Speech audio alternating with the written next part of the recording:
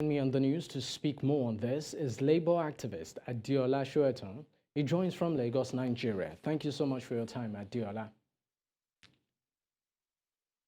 Adeola, if you can hear me, what do you make of the NLC and TUC calling off its planned indefinite strike?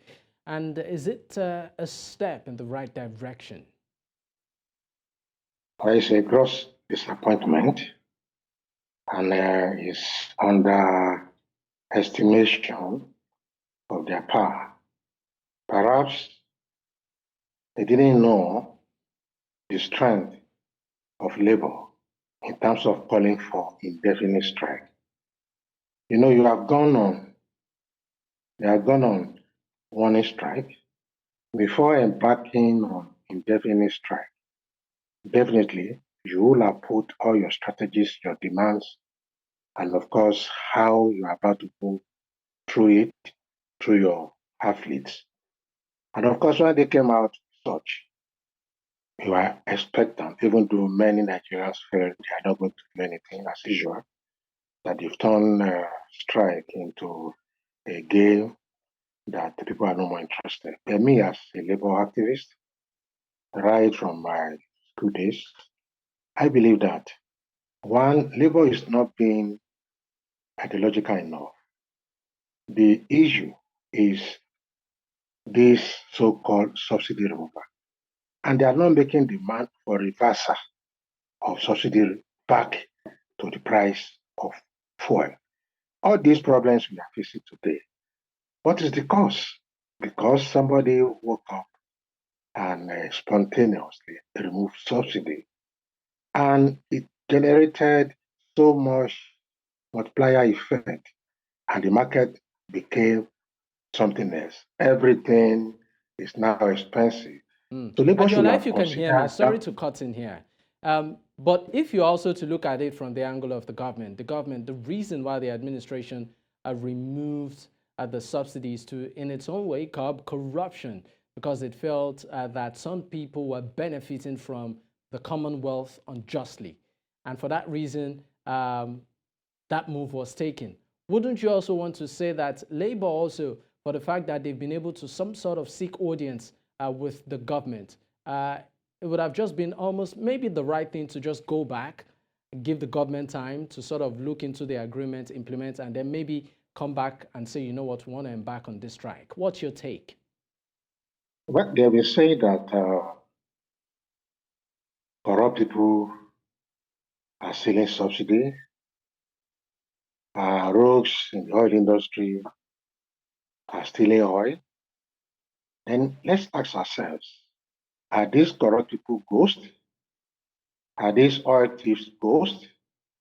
How many of them have been brought to justice? None. And of course, why will you punish citizens?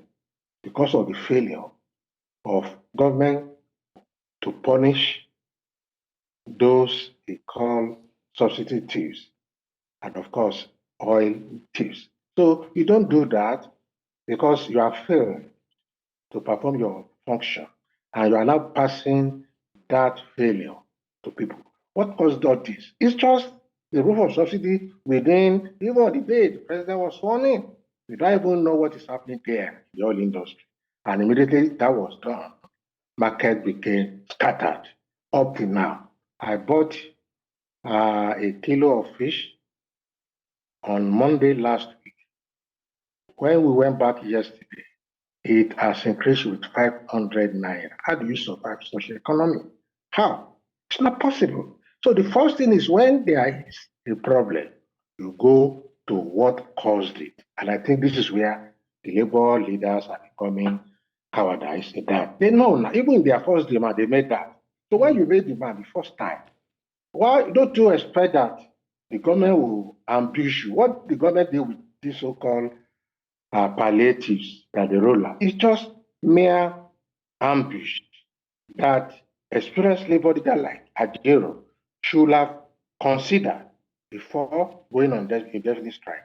The indefinite strike is about showing your strength. They should have gone ahead and even if it could be 1 or 2 days and let them come and meet you at the barricade.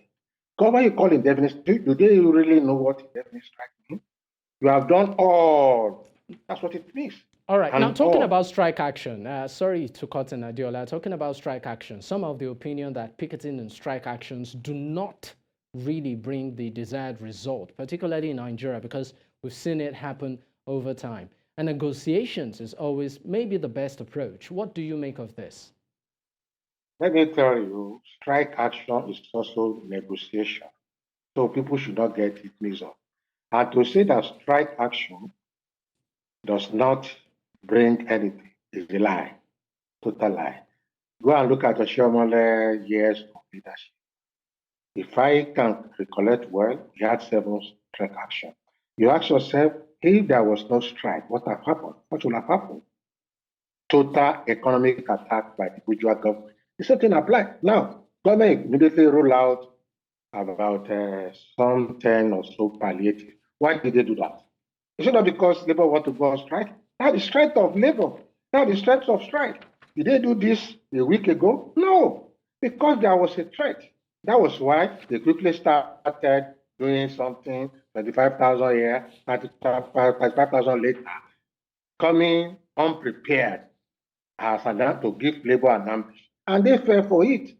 I expected that Jero to appreciate what indefinite strike means.